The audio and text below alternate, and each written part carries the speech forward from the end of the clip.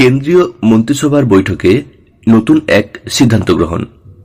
এবার বদলে যাবে সকলের প্যান কার্ড। আসবো এ বিষয়ে বিস্তারিত তথ্যে। তার আগে করবো ছোট্ট একটি রিকোয়েস্ট, চ্যানেলটি সাবস্ক্রাইব করে রাখার এবং ভিডিওটি একটি লাইক দিয়ে তথ্যটি অন্যদেরকে জানানোর জন্য অবশ্যই ভিডিওটি শেয়ার করার আপনার ফেসবুক বা হোয়াটসঅ্যাপ গ্রুপের মাধ্যমে। এবার থেকে প্যান কার্ডে কিউআর কোড যুক্ত হবে। গত সোমবার কেন্দ্রীয় মন্ত্রিসভার বৈঠকে এই সিদ্ধান্ত হয়েছে। প্যান কার্ডে কিউআর কোড ছাড়া আর কি কি সুবিধা থাকবে তা নিয়ে একটি বিবৃতি দিয়েছেন কেন্দ্রীয় তথ্য প্রযুক্তি মন্ত্রী অশ্বিনী বৈষ্ণব। এই প্রকল্পের নাম দেওয়া হয়েছে প্যান 2.0। প্যান 2.0 প্রকল্পের জন্য কেন্দ্র সরকারের তরফে বরাদ্দ করা হয়েছে 1434 কোটি টাকা। কি কি সুবিধা পাওয়া যাবে নতুন এই প্রকল্পে? বিবৃতির মাধ্যমে তা বিশদে জানিয়েছে কেন্দ্র।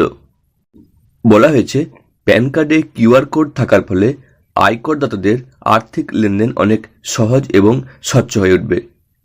পাশাপাশি উন্নত মানের এবং দ্রুত পরিষেবা পাওয়া যাবে। ব্যক্তিগত তথ্য এবং অ্যাকাউন্ট সুরক্ষিত থাকবে। আর্থিক জালিয়াতির ভয় কিছুটা হলেও কমবে। এই প্রকল্পের ফলে সাধারণ মানুষের আর্থিক সুরক্ষা ও নিরাপত্তা আরও উন্নত হবে বলে দাবি করা হচ্ছে। এই প্রকল্প নিয়ে আশাবাদী কেন্দ্রীয় মন্ত্রিসভার অনেকেই।